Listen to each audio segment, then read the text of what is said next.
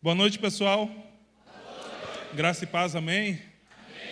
Você está felizão com Jesus? Amém. Aleluia. Tadeu passado nós falamos sobre o bom ânimo de um líder e de como o líder precisa ter bom ânimo, ter disposição, coragem, vontade e alegria, que são sinônimos dos significados de bom ânimo, e que muitas vezes o líder é usado como ferramenta para executar os planos de Deus. Amém? Você sabia que Deus tem planos, projetos para essa cidade e Ele quer usar a sua vida como ferramenta para a execução desses projetos? Isso é um privilégio, uma responsabilidade. Você crê nisso? É porque só duas irmãs falaram amém, então eu só vou falar de novo. Deus tem planos e projetos e Ele quer usar a sua vida como ferramenta para a execução desses planos e projetos nessa cidade e em Nova Zelândia. Amém? Glória a Deus, glória a Deus. E que precisamos de bom ânimo, pelo menos para conduzir o povo, para fazer conforme aquilo que aprendemos e para avançar.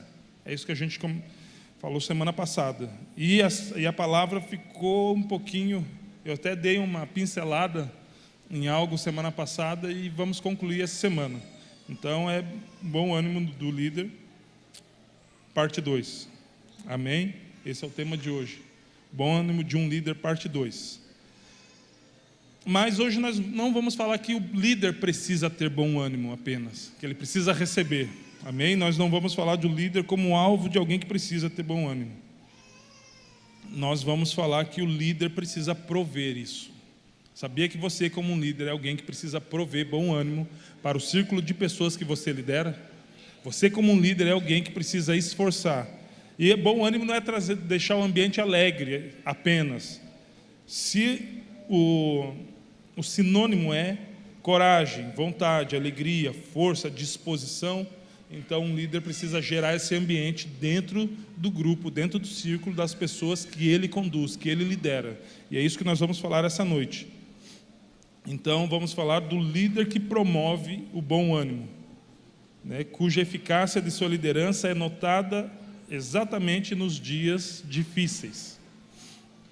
Todo Life Group, ministério ou grupo de pessoas que estão sob uma liderança passa por dias difíceis, comum. Se você ainda não passou, lembra que nós temos uma promessa para você. Você sabe qual é? Lembra da promessa? No mundo tereis aflições. Hoje nós vamos aprender com Paulo, não é com Josué, com Paulo. E sempre a gente está aprendendo com ele, né? Mais uma vez com Paulo, quando ele se posiciona como um líder diante de uma situação em que ele era tido como um prisioneiro. Ele não estava no papel de líder, ele não estava atuando como líder, mas ele se posiciona. Então, Paulo ele não estava à frente de uma grande igreja, embora estivesse à frente de um grande número de pessoas, ele não estava em Jerusalém, ele estava prisioneiro. Em Atos 26, Paulo, que estava preso, e ele estava preso aproximadamente por 2 anos, ele é interrogado por Festo. Festo era então o novo governador de Cesareia Marítima, né, que pertencia a uma costa litorânea. Então, ele recém assumiu o lugar de Félix, e foi Félix que prendeu, o governador Félix de Cesareia, que havia prendido Paulo. Na ocasião, Paulo, que estava preso por cerca de 2 anos, corria o risco de ser morto caso fosse enviado a Jerusalém para ser julgado lá, porque na verdade os sumos sacerdotes já estavam pedindo para que ele fosse enviado a Jerusalém e queriam armar uma emboscada no meio do caminho para que pudessem matá-lo. Então eles estavam tentando Festo para que Paulo fosse enviado a Jerusalém para julgamento. Então ele estava correndo risco de vida muito grande. E esses mesmos homens foram os que mataram o nosso Senhor Jesus. Então era capaz disso acontecer. Então, quando, creio eu, impelido pelo Espírito Santo, Paulo então apela para César, para que não fosse julgado em Jerusalém, mas fosse julgado em Roma. Ele estava em Cesareia de Filipe, e na região marítima, e ele precisava ser julgado em Roma. Ele decidiu apelar para César, porque Paulo tinha dupla cidadania, além de judeu, ele também tinha cidadania romana. Então ele decide pedir para ser julgado, ele apela a César. E isso acontece. Festo fala, então já que você apelou a César, você irá a César. Só que não tinha trem, não tinha avião naquela época, então Paulo, ele dá início a uma das suas mais difíceis jornadas. Por quê? Porque ele precisa ser levado a Roma por navios.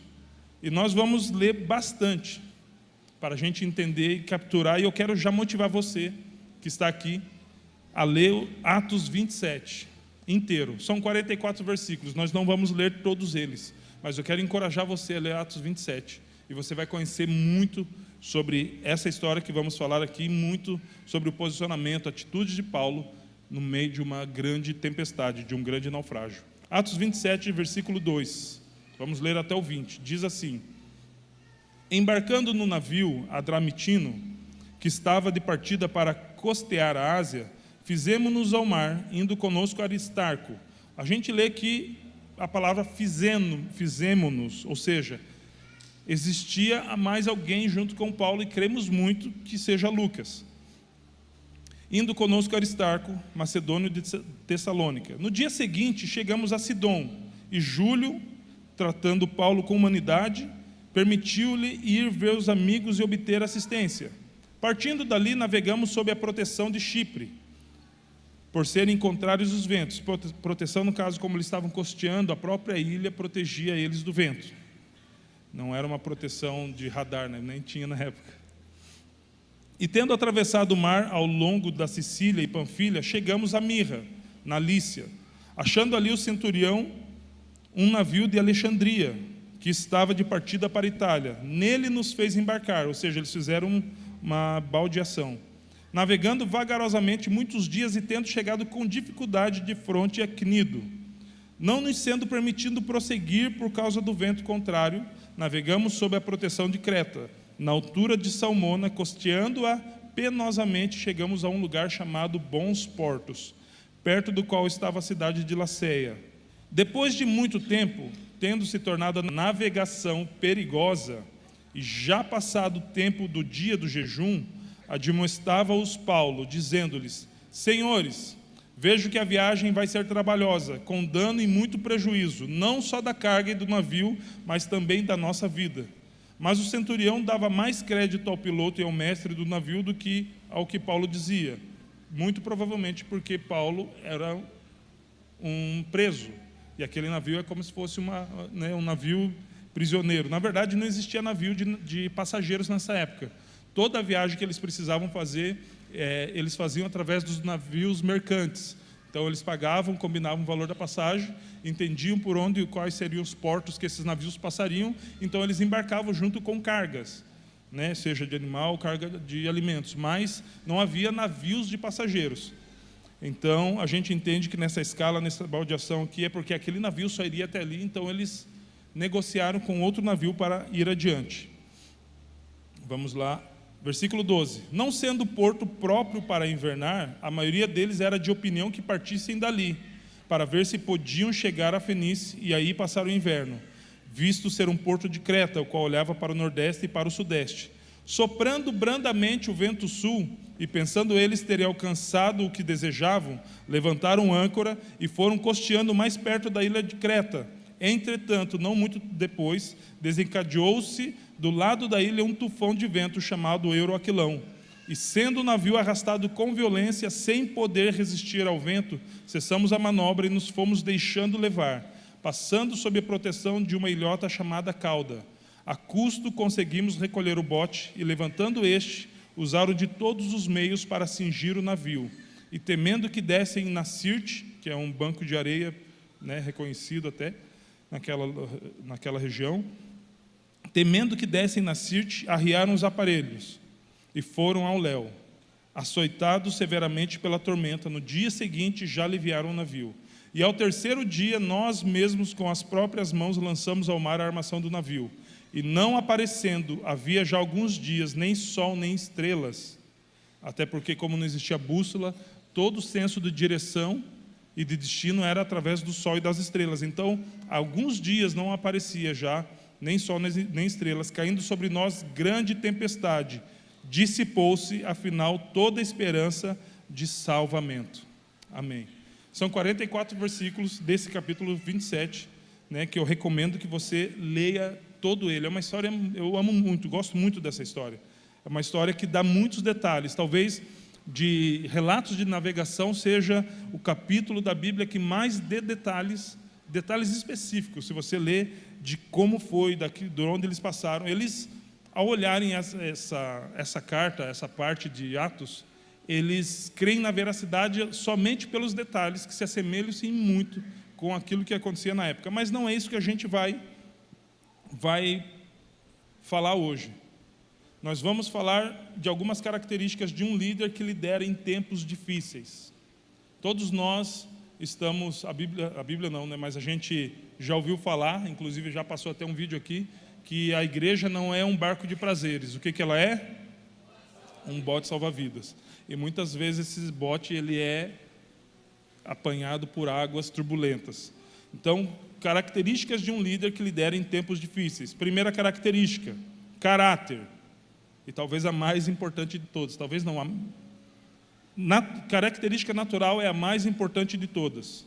O caráter de Paulo lhe abriu portas.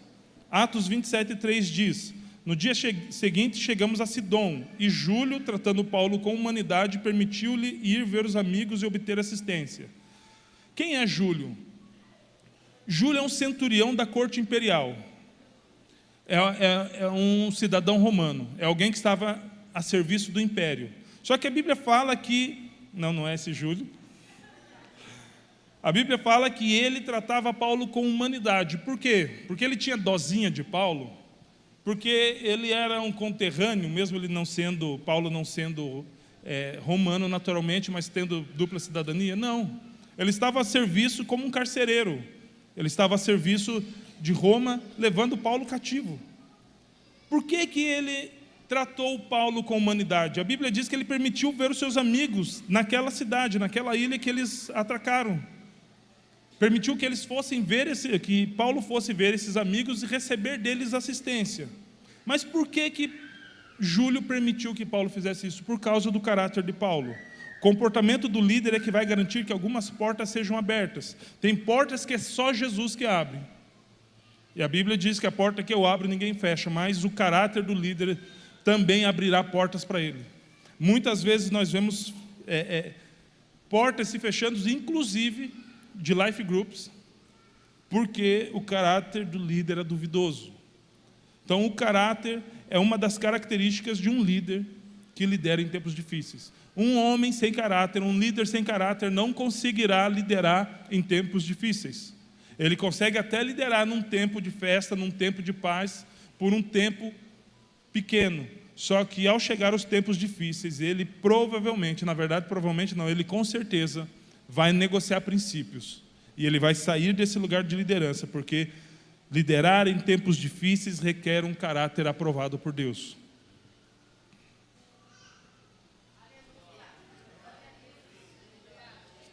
Este Júlio, centurião da corte imperial, ele ouviu o discurso de Paulo, quando Paulo foi preso por Félix e continuou preso depois por Festo. Ele viu como Paulo falava com ousadia. Possivelmente, Júlio ouviu o que rei Agripa disse a respeito de Paulo, porque o rei Agripa falou, quando ele foi visitar Cesareia, foi ali saudar Festo, provavelmente porque ele se tornou governador, então queria saudá-lo por isso.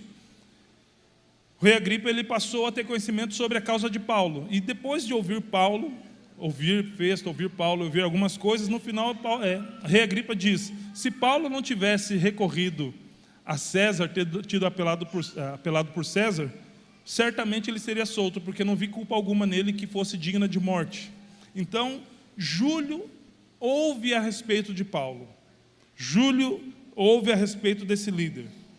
Ele tinha tanta confiança no caráter de um preso, que ele permitiu que esse preso, naquela ilha, naquela região que eles pararam, saíssem para rever os seus amigos, tendo certeza que ele não fugiria, porque ele tinha caráter.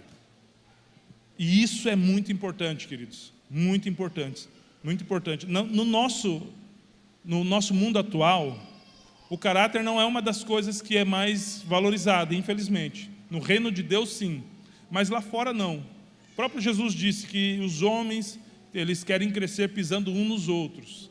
Eles querem subir na vida pisando uns nos outros, mas entre vocês não será assim. O menor, aquele que desejar ser o maior, seja o menor e servo de todos. Então, é impossível ser um líder eficaz, um líder que lidera em tempos difíceis, sem ter caráter. Caráter é imprescindível. Um líder precisa andar intencionalmente de modo digno do seu chamado. Nós fomos chamados por um Deus que tem um caráter inabalável. Nós somos chamados por um Deus que tem um caráter que nós não temos que falar da natureza e do caráter de Deus. Olha o que diz Efésios capítulo 4, versículo 1 ao 3. Rogo-vos, pois eu, prisioneiro no Senhor, Paulo novamente falando, que andeis de modo digno da vocação a que fostes chamados. Qual é o seu chamado no Senhor? Eu sei que isso às vezes tem virado um mantra.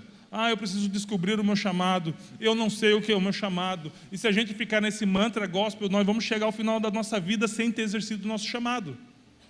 Qual é o nosso chamado? Vai até o seu pastor e fala: o que precisa ser feito? Eu quero servir. O seu chamado é para servir. E dentro do tempo que você se encontrar servindo, a sua vocação vai ser aflorada e você vai servir exatamente naquilo que Deus te chamou para fazer. Mas enquanto nós ficarmos no mantra, eu preciso descobrir o meu chamado, eu ainda não sei o meu chamado. Tem pessoas que eu conheço que estão falando isso há mais de 5 anos. É só servir. Vai servir. O primeiro chamado nosso é para adoração, é o chamado lá do Éden, e o segundo chamado nosso é para servir. Jesus veio para servir. Então vamos imitar Jesus, vamos servir. Nós precisamos andar de modo digno do nosso chamado. Versículo 2: com toda humildade e mansidão, com longanimidade, suportando-vos uns aos outros em amor, esforçando-vos diligentemente por perseverar a unidade do Espírito no vínculo da paz. Essa é uma característica que nós precisamos entender e ter. Andar de modo digno da vocação que nós fomos chamados. Quem te chamou? Ande de modo digno do Senhor. Nosso andar, o nosso comportamento precisa refletir o caráter de Cristo. Você já ouviu uma frase: eu vejo Jesus em você? Eu já ouvi algumas vezes e me preocupei algumas vezes, de acordo com as pessoas que eu ouvia, porque a pessoa enxerga de acordo com a lente que ela tem. Então, se o Jesus que ela conhece é um Jesus ripongo, que não tem compromisso com ninguém, e que é só paz e amor, e fala que vê Jesus em você, eu me preocuparia em ouvir isso. Agora, se é um Jesus homem, a Bíblia diz, não há mediador entre Deus e os homens, apenas Jesus Cristo, homem, que morreu, que deu a sua vida pela sua igreja, que tem um caráter inabalável, que não volta atrás da sua palavra. E sobre a ótica desse Jesus, se ela disser: eu vejo Jesus em você, então sinta-se muito alegre. Então é sob a ótica de um Jesus reto, justo, fiel, fidedigno, é que nós precisamos nos parecer com esse Jesus, não com Jesus paz e amor. Não que nele não tenha amor, querido, só que o amor de Jesus traz correção e justiça. E muitas vezes o amor que é muito pregado, o amor venceu, toda forma de amor é válida. Quem diz que somos nós que estabelecemos o parâmetro de amor? Muitas vezes a gente quer falar: mas Deus não é amor. Sim, mas não é o nosso parâmetro de amor, é o parâmetro dele de amor. De um pai que corrige o seu filho que ama. Mas tem correção no amor? Muita correção, porque Deus não quer que a gente vá de acordo com aquilo que a gente faça, para o destino de acordo com aquilo que a gente faz. Então Ele nos corrige para que a gente mude o nosso comportamento. Então, se existe uma coisa que o amor faz, o amor de Deus faz, é corrigir. Amém? Vamos lá, vamos continuar. Outra característica: sabedoria no conselho. Atos 27, versículo 9 ao 11. Depois de muito tempo, tendo-se tornado a navegação perigosa, e já passado o tempo do dia do jejum, admoestava-os Paulo, dizendo-lhes: senhores, vejo que a viagem vai ser trabalhosa, com dano e muito prejuízo, não só da carga e do navio, mas também da nossa vida. Mas o centurião dava mais crédito ao piloto e ao mestre do navio do que ao Paulo dizia. Por que Paulo não tinha crédito naquilo que ele estava falando? Porque ele não estava no seu life group. Paulo não estava no lugar onde ele tinha sido abençoado e consagrado como líder. Paulo estava como um preso, não sei se em cadeias, algemado ou não, mas Paulo estava como preso. Só que mesmo Paulo estando como preso, ele não se apoiou no fato dele estar salvo, porque, não sei se essa é a primeira, provavelmente sim, Paulo passou por 3 naufrágios. Só que Paulo poderia falar: o negócio está ficando muito louco, esse navio vai afundar, mas eu estou salvo. Eu afundo hoje e amanhã eu estou na glória. Né? E cada um com seus problemas. Ema, cada um com seus problemas. A mim, a salvação está garantida. A vós outros, o problema é de vocês. Foi essa a atitude de Paulo? Foi esse o posicionamento de Paulo? Não. Ele não se apoiou no fato de somente ele estar salvo e ficar tranquilo. Eu lembro uma vez, a esposa do meu irmão, na época era a esposa do meu irmão, hoje não estou mais junto, o meu irmão do meio, ela veio, nossa, era bem no início da fé, eu era um arrogante, achei que, Jesus só tinha morrido por mim, e por mais ninguém na cruz. E ela tirou sarro de alguma coisa assim, minha, eu não lembro o que é, mas eu lembro da minha posição arrogante, a ponto de eu falar, pelo menos eu sou salvo. Que idiota, cara, que idiota. Hoje, lembrando disso, acabei de lembrar disso, possivelmente nem salvo eu era, para ter esse pensamento, mas Paulo ele não teve esse pensamento, ele e Lucas eram os únicos salvos naquele navio, e já que ninguém quer me ouvir, eu quis falar, ninguém quis me ouvir, só porque eu não estou no meu lugar de fala, ninguém quis me ouvir, só porque eu não sou alguém da autarquia romana, ninguém quis me ouvir, então vou me ater aqui à minha insignificância, o navio vai afundar, eu vou para a glória e eles vão para o inferno, porque não quiseram me ouvir. Não, Paulo ele não teve essa atitude. Mesmo que ele não estivesse ali com uma responsabilidade delegada por homens, mesmo que ele não estivesse diante dos seus liderados, Paulo entendia que liderança é influência. Liderança é influência.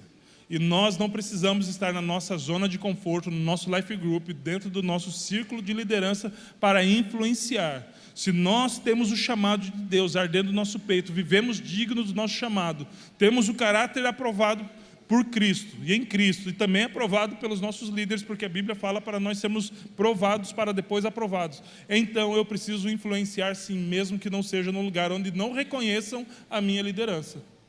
Paulo não ficou esperando uma aprovação, um reconhecimento da sua liderança. Paulo entendeu que aquilo precisava ser dito, porque todo cristão sabe que é um atalaia, todo atalaia avisa de tudo aquilo que pode vir.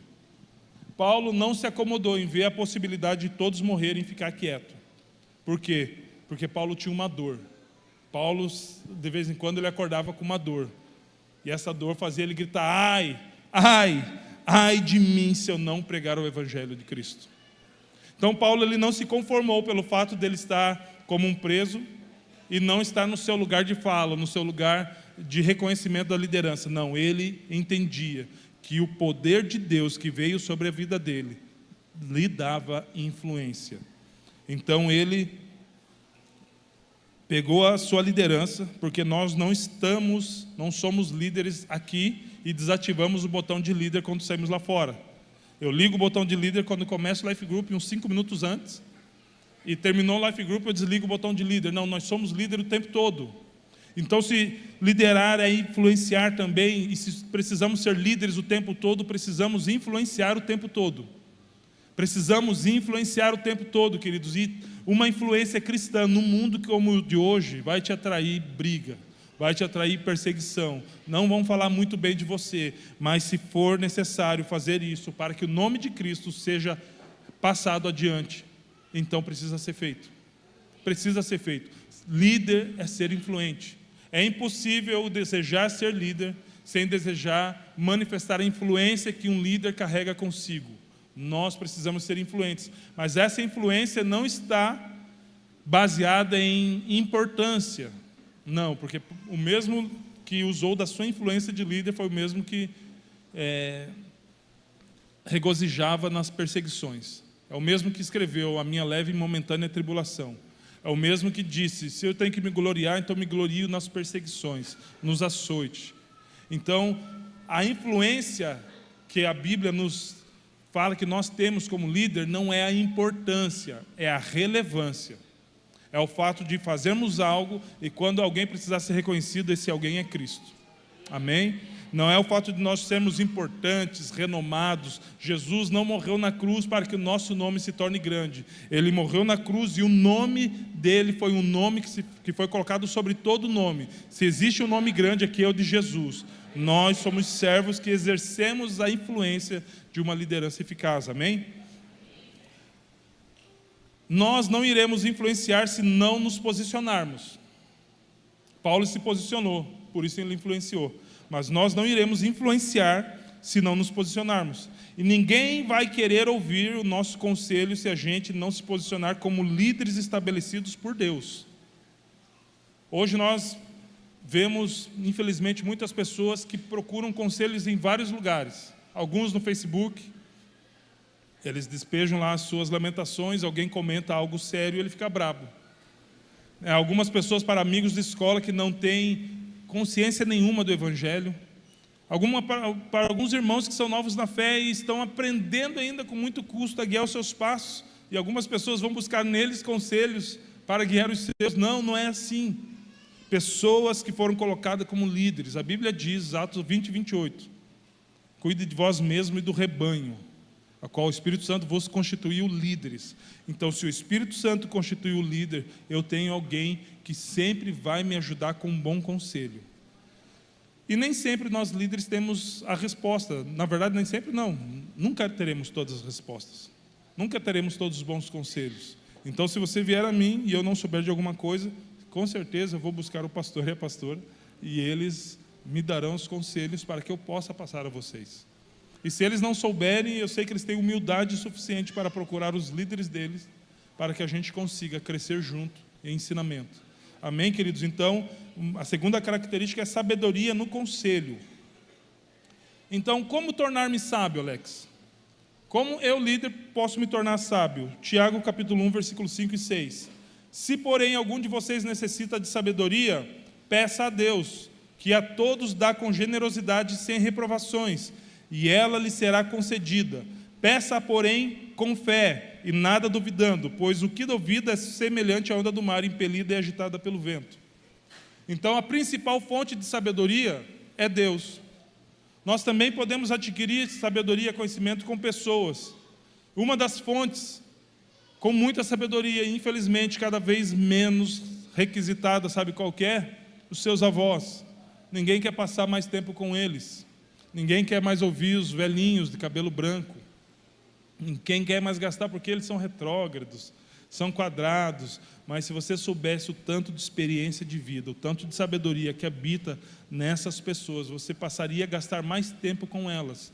Então, como eu posso me tornar sábio? Deixando sempre um botão de aprender. Com Deus, com a sua liderança, com seus irmãos, com seus liderados. Nós precisamos aprender, porque muitas vezes o nosso senso de aprendizado e honra só está para aqueles que nos lideram. Não. Nós precisamos ser humildes e reconhecer que nós, como líderes, não nos tornamos melhor do que ninguém. Estamos mais do que aptos a aprender com todos, com aqueles que caminham aos nossos lados e aqueles que estão vindo aprender com a gente. Nós precisamos aprender com aqueles que sentam para aprender com a gente. Isso é imprescindível. Nós nunca saberemos tudo. E talvez seja essa uma das belezas do Evangelho. Então, nós precisamos estar sempre aprendendo. Amém? Terceiro, ousadia e fé. Atos 27, 21 ao 22.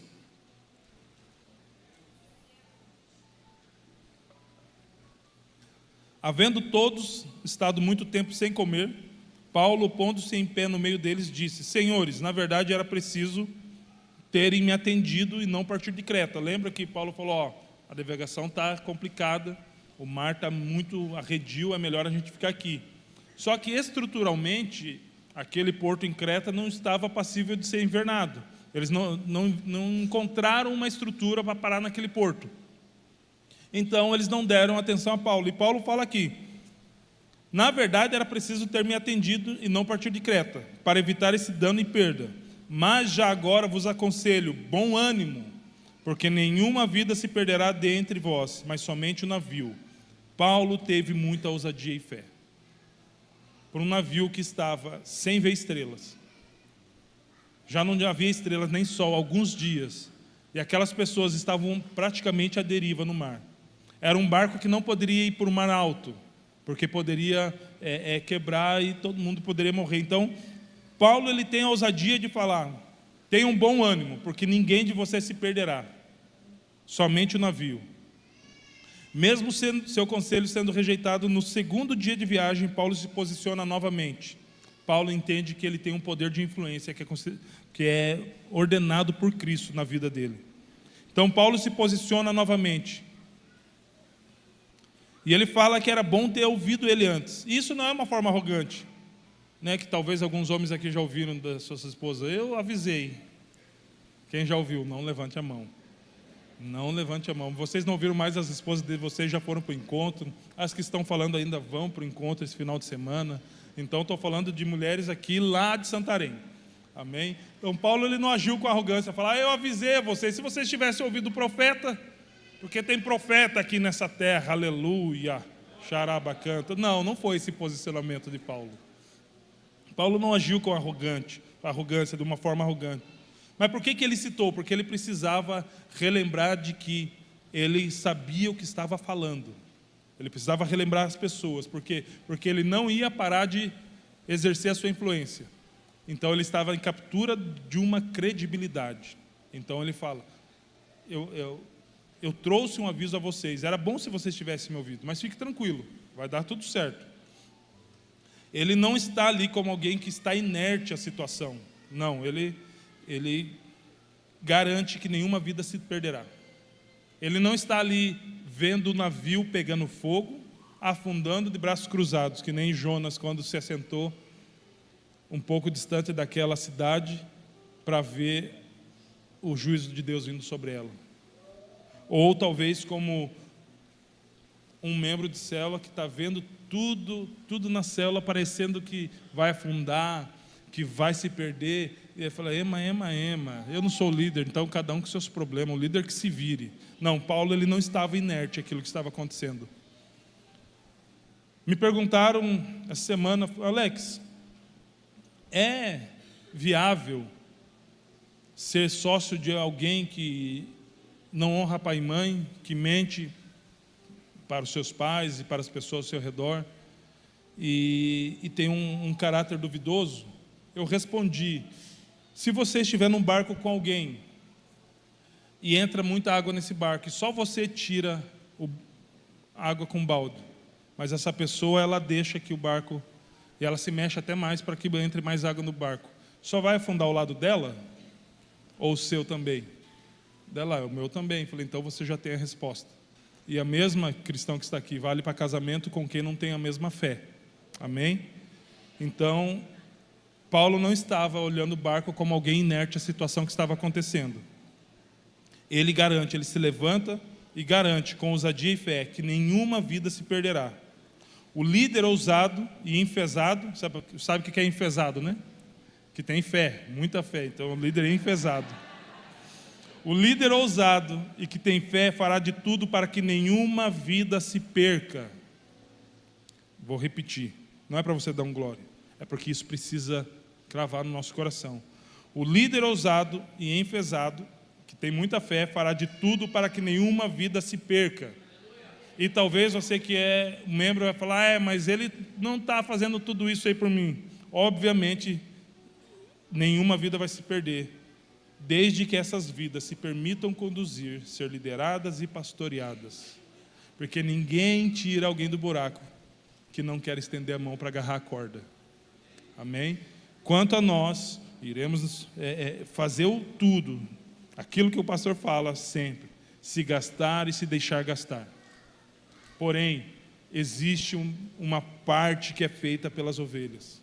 Elas precisam aprender a conhecer a voz. Então, ousadia e fé. Eu conheci um rapaz muito ousado, ele é um novo líder na igreja, o Diogo da Rafaela. Cadê? Está aqui. Eu fiquei sabendo de um testemunho dele, que era de muita ousadia e fé. Glória a Deus pela sua vida. Eu não sei no que ele está, mas amém, não preciso ver também. Eu já vi. Teve um rapaz que, no encontro do primeiro semestre, ele praticamente desistiu, em cima do laço. Em cima do laço. desistiu de ir. Quase que fugiu. Como esse testemunho é conhecido principalmente na célula, então, eu não estou expondo alguém aqui. Na verdade, é um testemunho de fé, de ousadia. Só que isso não fez com que o Diogo desistisse dele. Isso não fez com que o Diogo afrouxasse as mãos. Isso não fez com que o Diogo ficasse... Poxa, eu dei o nome dele lá. Fizemos os crachá. Quem ele pensa que é para abusar e usar da minha liderança? Que desonra. Não, ele continua investindo no cara. Continua investindo no cara. Continua investindo no cara. E o rapaz falou: eu vou no próximo encontro porque o Diogo não desistiu de mim. E eu vou levar mais um. Nesse encontro que aconteceu, estava ele e o mais um que ele falou que ia levar. Porque um líder decidiu ter ousadia e fé para aquilo que ele propôs a fazer, que é cuidar de vidas. Entenda que ele aplicou fé, mas precisou de uma predisposição dessa pessoa de fazer a parte dela. Só que uma coisa que eu tenho certeza que essa pessoa não poderia fazer era dizer que não foi amada. Era dizer que não houve investimento, porque houve. Ela foi amada, insistiram para com ela. E essa terra deu fruto. Glória a Deus pela sua vida, Diogo. Você pode aplaudir Jesus na vida deles?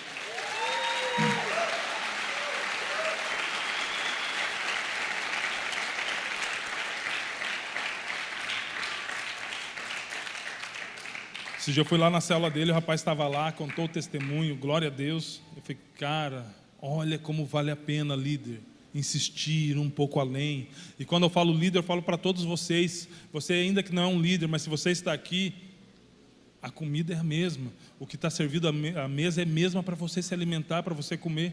Então, antes de você ser um líder, você já aprendeu o que precisa fazer. Não desistir de ninguém.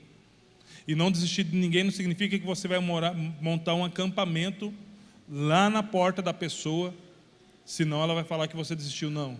É ter feito tudo aquilo que você poderia ter feito. E muitas vezes isso não vai durar muito tempo, muitos anos.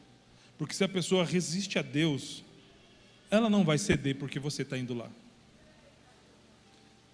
Porque precisamos entender que muitas vezes quando resistimos às pessoas que estão investindo em nós, nós estamos resistindo ao próprio Deus, que está agindo através da vida da pessoa. E a Bíblia diz que o Espírito Santo não contenderá para sempre com o homem. 2 Coríntios capítulo 4, versículo 13. Tendo, porém, o mesmo espírito de fé, como está escrito, eu criei, por isso falei. Também nós cremos e por isso falamos. Então, o líder ousado, ele entende disso. Nós ouvimos falar um pouco disso esse final de semana. Nós precisamos ousar e declarar a nossa fé. Quando acontece isso, mas é um benção, não tem jeito esse cara mesmo. É um filho da perdição. Não, Judas já foi, querido. Judas já foi manifestado, só foi ele filho da perdição. Se teve jeito para mim, então tem jeito sim. Porque eu dei dor de cabeça. Muita. Precisamos ousar e declarar a nossa fé. Precisamos declarar, nosso discípulo vai romper sim, em nome de Jesus. Eu vou sim investir na vida dele. O nosso life vai crescer e multiplicar em nome de Jesus. Nós vamos ganhar Guaratuba e Nova Zelândia em nome de Jesus. Nós cremos, por isso falamos. Então aquilo que nós falamos precisa ser fruto da nossa fé. O que tem preenchido as nossas declarações a respeito daquelas pessoas que nós conduzimos? O que tem preenchido as nossas palavras a respeito do life que nós estamos liderando? O que tem preenchido as nossas palavras a respeito do life que nós não lideramos, mas nós fazemos parte, porque o life não é do meu líder, o life é meu. Me dá um ruim quando alguém daqui, é da nossa igreja, tem carteirinha de crente. Vocês têm carteirinha de crente ou não? É você ser um MC. O teu nome está no banner do célula, essa é a nossa carteirinha de crente. E às vezes quando ele vai se referir, o pessoal da Paz Church faz isso, como assim da Paz Church? É da nossa igreja, é nós, estamos juntos, nós estamos nesse barco. Não se refira a essa igreja como a igreja, como se você não fizesse parte dela. Você faz parte dela, você está aqui, você é um filho dessa casa. E como todo filho, você precisa se responsabilizar também, precisa lavar a louça, precisa colocar o lixo para fora, precisa juntar o dois do cachorro, precisa manter a casa. Então, como um bom filho, você se responsabiliza pela casa. Então, quando nós declaramos que a nossa célula vai romper e vai multiplicar, não é uma declaração de líder, é uma declaração de quem faz parte. Quantos fazem parte? Amém, metade. Quantos fazem parte? Aleluia, para acordar os irmãos. Cremos, por isso falamos. Então, precisamos crer e declarar.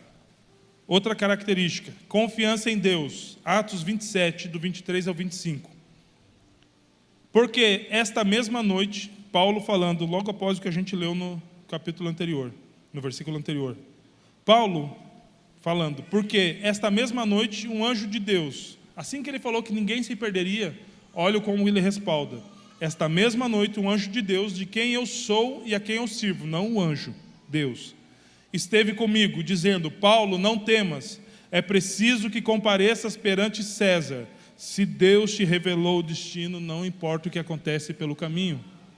Olha o que ele fala, é preciso que você compareça diante de César. E César não está nesse navio, não está nesse mar, nem tampouco na ilha que você vai parar. Então, não vai acontecer nada, porque é necessário que você compareça ao lugar que eu disse que você vai comparecer. E eis que Deus, por sua graça, te deu todos quantos navegam contigo, todo mundo que estava naquele navio. Portanto, senhores, novamente, tende bom ânimo, pois eu confio em Deus, que sucederá do modo que me foi dito pelo anjo de Deus. Você consegue tranquilizar as pessoas que estão passando contigo por alguma situação complicada, com base na fé que você tem em Cristo? A sua confiança em Deus é forte o suficiente, ainda que você seja o único que crê. Você consegue afirmar com exatidão? Ou a gente sofre o efeito manada? Já que todo mundo está desistindo, eu vou desistir. Já que todo mundo está abrindo mão, eu vou abrir mão. Já que todo mundo está fazendo isso, eu vou fazer isso. Ei, esse efeito manada não serve para nós. Nós não podemos nos deixar ser levados pelos pensamentos do mundo. O nosso efeito é o efeito... Como é que é de ovelha? Esqueci. Nosso efeito é efeito rebanho. Nós ouvimos a voz do pastor e vamos. Não é efeito manada, é efeito rebanho. Então, Paulo, ele manifestou mais uma vez a sua influência, fez menção do nome de Deus e falou, eu sirvo a Ele, não apenas sirvo, eu ouvi que nós vamos chegar, que eu preciso chegar até diante de César. Então fique tranquilo, tenha um bom ânimo, nós não vamos morrer. Nós precisamos exercer manifestar a nossa confiança em Deus. Qual que é, lembra daqueles os três ambientes de uma célula? Qual que é o primeiro? Se o líder não tem confiança em Deus, como que vai ser gerado um ambiente de fé num life group? Se os membros não conseguem crer em Deus, que Deus pode mudar a situação daquele life group, como que nós vamos gerar um ambiente de fé? E a gente tem vários ambientes de life group, né? Alguns com poucas pessoas que estão declarando em fé que os convidados, os Natanaéis virão. Outros declarando em fé porque não cabe mais gente, que está pedindo mais discipuladores. Senhor, a sua palavra diz para a gente orar por trabalhadores. E é uma grande obra, Senhor, tem 300 pessoas e 4 discipulando, ajuda nós, Jesus. Declara em fé, querido, antes de você ficar dando aviso, pessoal, nós precisamos multiplicar, precisamos convidar, precisamos de discipuladores, coloque o seu joelho no chão pela sua célula, pelo seu life group, pelos seus discípulos, e apresente. Lembra que a gente falou, antes de tudo, sejam conhecidas as vossas petições diante de Deus. Diante de Deus. Muitas vezes a gente está falando de Jesus, estamos falando de Deus para o nosso Natanael, falando de Deus para os nossos convidados, inverte, fala do seu convidado para Deus, fala do seu Natanael para Deus, se coloque diante de Deus, fala, Senhor, esse abençoado aqui, Senhor, é um treva, mas ele vai ver a luz brilhando sobre a vida dele, em nome de Jesus. Usa a minha vida, usa a vida da célula, para que ele conheça o Senhor de alguma forma. Se Deus nos chamou para essa obra, nós precisamos dele para concluí-la, para levar adiante. Poucas coisas nos dão tanta segurança quanto caminhar ao lado de alguém que confia em Deus. Você pode ter segurança em muitas coisas, mas poucas delas vão te dar tanta segurança quanto caminhar ao lado de alguém que confia em Deus. Só que se você for caminhar ao lado de alguém que confia em Deus, você está andando ao lado de um cara que é meio doido, porque ele anda pela fé. A Bíblia diz que o justo viverá pela fé, e a fé é a certeza das coisas que não se veem. Quantos já ouviram que nós teríamos uma igreja de 500 membros? Alex, mas nós temos mais de 1000, então você já é da época que tinha 100, se você ouviu isso. Que loucura é essa de largar a empresa e começar um negócio com tantas dificuldades, passar a andar de bicicleta, buscar verdura no mercado, sofrendo rejeição e até preconceito.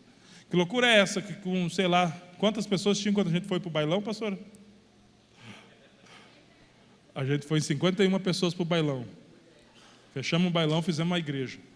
Eu falo a gente porque eu fui bem nessa época, né? 51 pessoas para um bailão. Loucura. Só para você que não sabe, antes que caiu o seu coque, não era mais bailão, era um lugar que acontecia um baile, já estava desativado, foi feita uma igreja lá. 50 e poucas pessoas. Chegou a lotar, não tinha mais lugar para pessoas, suava, terrível. Ah, vamos para um lugar maior. Daí olhamos isso aqui, olhamos o aluguel, não, é loucura, isso não dá. E o pastor, não vai dar, Deus prometeu, eu tenho uma visão, eu tenho uma palavra. E caminhar ao lado de alguém que confia em Deus é doido, mas nada mais seguro de caminhar com alguém que dá o primeiro passo antes de Deus colocar o chão. Por quê? Por que é seguro? Porque se nós vivemos pela fé, nós não precisamos ver as coisas. A gente precisa crer na palavra de Deus e declarar a palavra de Deus para que ela aconteça. Sabe por que eu tenho tanta segurança de que Nova Zelândia não é uma loucura, como muitos dizem, apesar de ser um desafio, né, pastor? Um desafio terrível, mas não é uma loucura. Como eu tenho tanta certeza que Nova Zelândia não é uma loucura, mesmo que daqui uns 20 dias a vida dos nossos pastores se resumirá a 4 bolsas e uma prancha. Toda a vida deles vai ser resumida a isso. Mesmo parecendo uma loucura, mas eu tenho certeza que não é um desvaneio, mesmo sendo desafio. Por quê? Porque eu tenho certeza de que eles confiam em Deus, que aquele que começou a boa obra vai aperfeiçoar até a vinda de Cristo. E eu tenho essa segurança porque não somente são eles os que creem hoje. Quantos loucos a gente tem aqui que age por fé? Não tem como dar errado, querido. Não tem como dar errado. Não há nada que tenha acontecido nessa trajetória, na trajetória dessa igreja, que não seja fruto da confiança em Deus. Nada. Esses dias eu estava falando com o pastor, eu lembro quando ele falava, acho que uns 8 anos atrás, que ele se converteu numa igreja que tinha teto preto e forro preto e tal, e que um dia a gente ia ter, e o pessoal falava, loucura. Cada detalhe, do maior até o menor, tudo foi feito com confiança em Deus. Tudo. Os primeiros aluguéis daqui, né, na certeza da ajuda da sede, a sede querendo provar a nossa fé. Não, vocês mesmo fazem. E glória a Deus por isso, porque nisso a gente descobriu e afirmou que juntos somos fortes. Nada de tudo isso que você viu, que você já ouviu no Café com o Pastor, vai ouvir no Encontro com Deus, de que você já ouviu através da boca de líderes, de pessoas que não são líderes, mas caminham com a gente desde o início. Tudo, cada detalhe, cada dia passado, querido, foi na dependência de Deus. Foi fruto da confiança em Deus. E no começo a confiança era tudo que eles tinham. E agora no final continua sendo a única coisa que eles têm. Porque eles não precisam de mais nada. Nós não precisamos de mais nada. Se nós temos Deus, então Ele é suficiente. Ser exemplo. Atos 27, 33 ao 37. Enquanto amanhecia, Paulo rogava a todos que se alimentassem, dizendo, hoje é o 14º dia. Foram 14 dias dentro de um barco, sendo açoitado pelas águas. Hoje é o 14º dia em que esperando estáis sem comer, e nada tendo provado. Eu vos rogo que comais alguma coisa, porque disto depende a vossa segurança. Existia uma palavra, mas eles precisavam ter uma atitude também. Paulo fala, eu rogo que comam alguma coisa, porque disso depende a vossa segurança. Para que a gente chegue bem ao outro lado, vocês precisam fazer a sua parte. Para que a gente chegue bem ao final dessa jornada, vocês precisam se alimentar.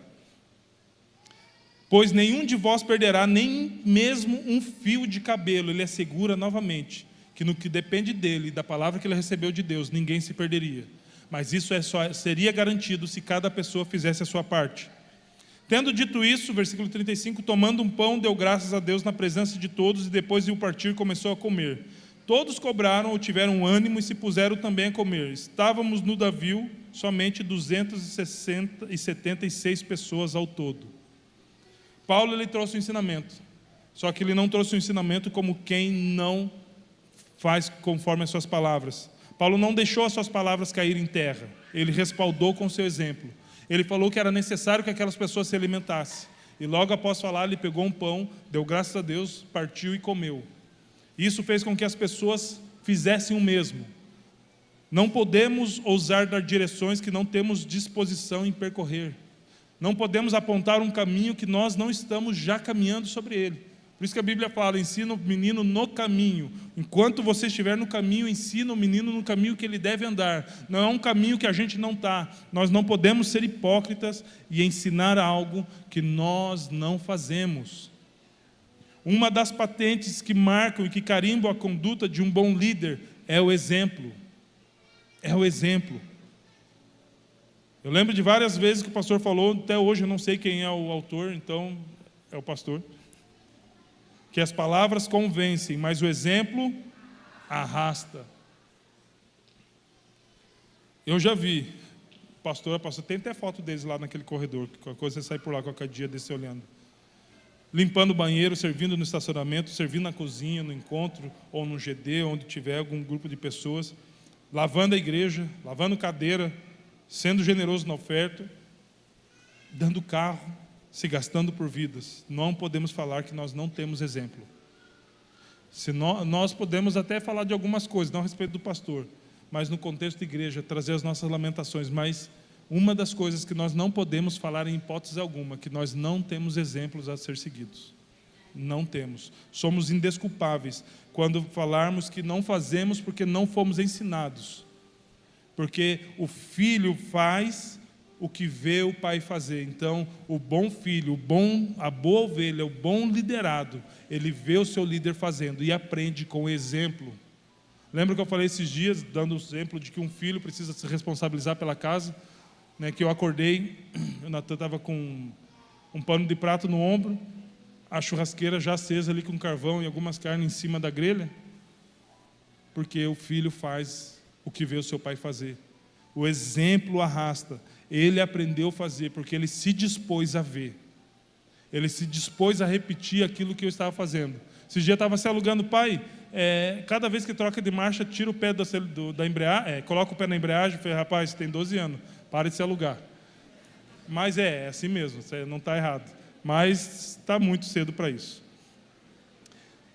Não podemos falar que não temos exemplo. Nós precisamos ser exemplo para os nossos liderados, para os nossos discípulos. Paulo disse para Timóteo, seja o padrão, seja o modelo, seja o exemplo entre os fiéis. Muitas vezes nós reclamamos que os nossos discípulos não aprendem algo, e na verdade isso acontece porque nós não somos exemplos naquilo. Nós queremos que isso seja replicado, queremos que isso seja repassado, conforme diz Timóteo 2:2, 2 Timóteo 2:2, né? O que aprendeste de mim e ouviste de mim diante de muitas testemunhas, confia a homens fiéis e idôneos, e esse por sua vez confiarão aos outros. Outros quem? Fiéis e idôneos, que serão fiéis àquilo que vem, e vão repetir aquilo que vem. Então, precisamos ser exemplos. Versículo 36 diz, querido, você consegue pôr, acho que tem versículo 36, todos cobraram ânimo e se puseram também a comer. Isso diz da responsabilidade de todos aqueles 276 homens, 275, né, porque um era Paulo. Todos sujeitaram ao conselho de Paulo, por isso que todos ficaram bem, porque todos resolveram se sujeitar. Eu não estou trazendo uma régua aqui e um prumo somente para o líder, mas a gente olha essa história que todos se sujeitaram e passaram a fazer o que Paulo disse e mostrou que precisasse ser feito.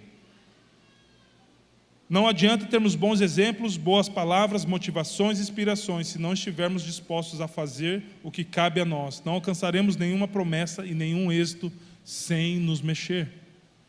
Isso é necessário, querido. Quando aprendemos com os ensinamentos, quando crescemos com as correções e admoestações, quando suportamos as repreensões e decidimos nos alimentar com a palavra, então não vamos ficar olhando o barco afundar. Por quê? Porque passaremos a nos comprometer também com a missão que o nosso líder está empreendendo. Atos 27, versículo 38. Refeitos com a comida, aliviaram o navio, lançando trigo ao mar. Não foram somente os tripulantes, não foi somente Paulo e Centurião que fizeram isso. Todos recobraram ânimo, ouviram a palavra de Paulo, viram o exemplo de Paulo, comeram, ficaram mais fortes, recuperaram o vigor e todos começaram a lançar no mar tudo aquilo que podia fazer o barco afundar. Quando nós estamos diante de uma situação junto com o nosso líder, no nosso Life Group, nós precisamos nos comprometer para fazer tudo o que é possível para que esse bote salva-vida não afunde. Nós precisamos empreender todo o nosso comprometimento para que esse bote salva-vida não venha a se perder e perder com ele todo mundo que está ali. É muito fácil a gente cruzar os braços e ver as coisas acontecendo. Qualquer coisa eu vou para outro Life Group. Qualquer coisa eu mudo de rede. A falta de comprometimento muda junto, querido. Você pode ir para onde você quiser. Se você não se comprometer com a missão que nós temos de alcançar pessoas, você pode fazer sua cama no mais alto penhasco. A falta de comprometimento vai junto. Não é o lugar, não é a pessoa que está me liderando. Se eu, por mais que a gente tenha uma palavra, eu não me mexer e não me comprometer com a missão, eu não vou conseguir ter êxito. Refeitos com a comida, aliviaram o navio. Quando nós somos alimentados, quando nós nos satisfazemos com o banquete que é colocado à nossa mesa, no discipulado, no culto, no tadel, no nosso tempo com Deus, então o resultado é se comprometer com a causa de Deus. É impossível conhecer alguém que é comprometido com Deus, com a sua palavra, mas não com a sua causa. Não rola, não existe. Se nós nos comprometemos com Deus, nos comprometemos com a sua palavra, nos comprometemos com a sua causa também. Qual é a causa de Deus? Mateus 28, 19 e 20. E disse Jesus: é-me dado todo o poder no céu e na terra, portanto vão e façam discípulo das nações, ensinando-os a obedecer todas as coisas que eu vos tenho ordenado, e eis que estarei convosco todos os dias, até a consumação do século. Fazer discípulos é a causa de Deus. Então, se eu amo a Deus, eu me comprometo com a sua palavra, me comprometo com o seu poder, mas não me comprometo com a sua causa, está faltando algo em mim. Isso precisa nos confrontar, queridos, porque nós corremos o risco de perder pessoas se elas não forem cuidadas. Isso é real. Uma vez um rapaz, isso já tem uns 8 anos, ele mostrou uma foto. Alex, na época a gente não falava Life Group, falava célula. Minha célula, a gente tem que sair até para fora do portão para bater foto, porque não cabe lá dentro, não dá para bater foto todo mundo sozinho. Eu falei, cara, glória a Deus por isso, glória a Deus mesmo. Mas por gentileza, cara, por favor, rogo-vos pela compaixão de Deus,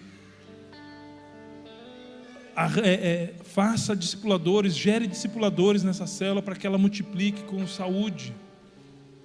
Porque não é saudável ficar grande sem cuidado e sem multiplicação.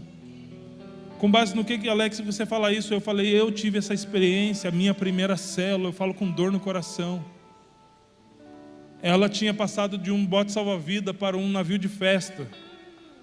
A gente não estava envolvido com coisas pecaminosas, mas a gente gostava muito de estar junto naquela vibe, aquele final de semana massa. Era muito legal, as coisas acontecendo, só que não tinha cuidadores, não tinham discipuladores, não existia um direcionamento nosso de multiplicar. Eu estava aprendendo, já era muito no início, isso era 2014. E eu falei, cuida, não caia no erro que eu caí. É muito legal sim ver uma célula cheia, mas é muito legal saber que todos estão sendo bem cuidados.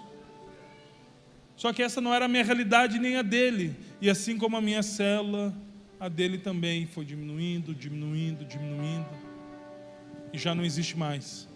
Se coloque de pé, por gentileza. Nós temos uma missão, amém? Nós temos uma missão, amém? Nós vamos finalizar a missão que Deus nos deu. Em nome de Jesus, amém? Nós vamos cumprir o propósito de um life group. Que logo após multiplicar, ele começa novamente, ganhando, discipulando, treinando, enviando e multiplica de novo. A multiplicação é o ápice de um propósito de um life group. Nós vamos multiplicar os nossos life groups, amém? Deus vai nos ajudar a chegar ao final com muita alegria. Nós vamos sim passar por essa tempestade, vai chegar no final, vai estar tudo certo, querido. Vai dar tudo certo. Olha o que diz Atos 27, de 41 a 44. Dando, porém, num lugar onde as duas correntes se encontravam, encalharam ali o navio e a proa encravou-se e ficou imóvel, mas a popa se abria pela violência do mar. O parecer dos soldados era que matassem os presos, para que nenhum deles nadando fugisse. Mas o centurião, querendo salvar a Paulo, porque por causa da ousadia, por causa do caráter de Paulo aprovado, por causa do conselho de Paulo, mesmo que Satanás venha querendo matar, mas por causa de um coração que confia a Deus, Deus nos guarda. Então esse último é ser guardado por Deus. Mas o centurião, querendo salvar a Paulo, versículo 43, impediu os soldados de fazer isso e ordenou que os que soubessem nadar fossem os primeiros a lançar-se ao mar e alcançar a terra. Quanto aos demais, que se salvassem, uns em tábuas e outros em destroços do navio. Parte final do versículo. E foi assim que todos se salvaram em terra.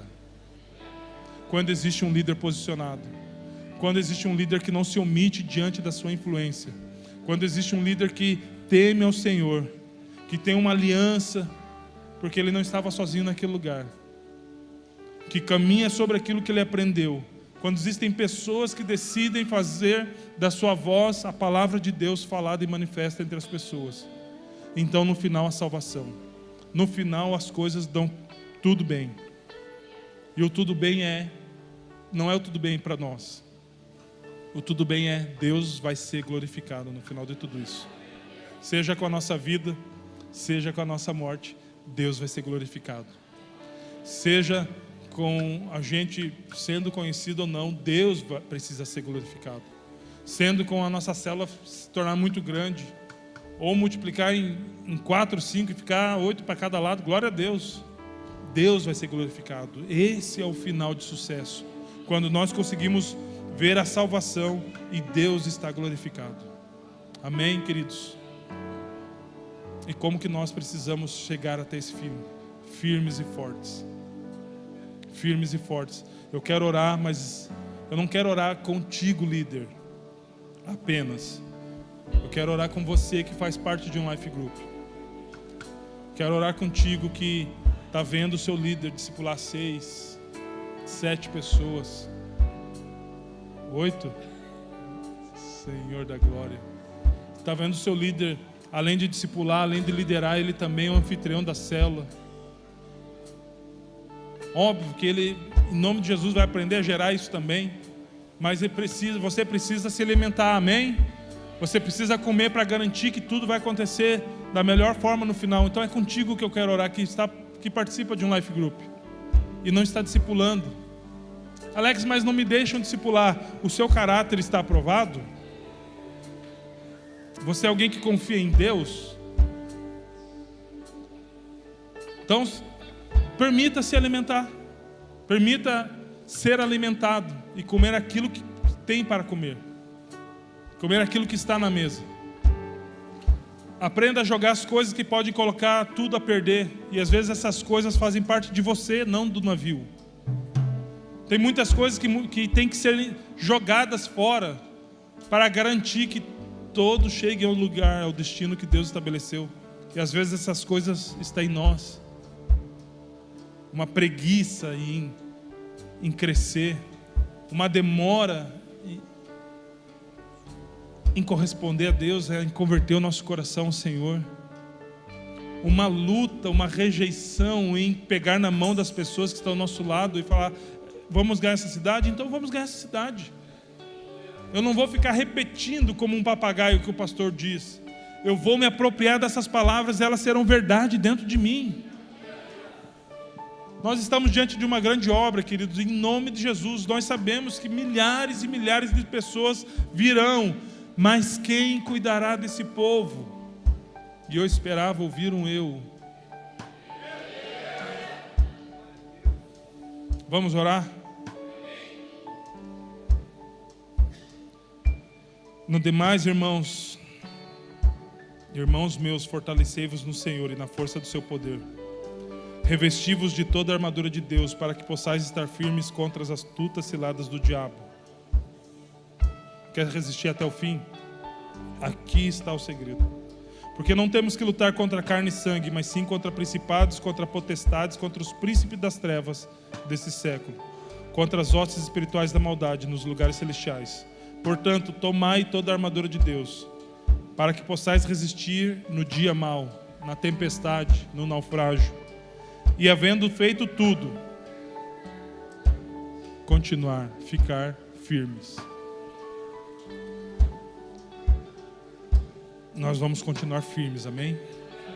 Nós vamos ficar firmes, mesmo passando pelo dia mau. Então eu gostaria muito, muito mesmo, que se você pudesse, talvez faça uma bagunça santa, o tempo já foi, perdão pelo horário, mas você pudesse procurar o seu líder. Você não vai falar nada não. Nós não estamos aqui promovendo algo que comprometa você a falar algo que você não esteja tão disposto a fazer, mas você vai procurar o seu líder de life group, não é de rede, é o líder de life. Se você é um líder de life, alguém vai te achar.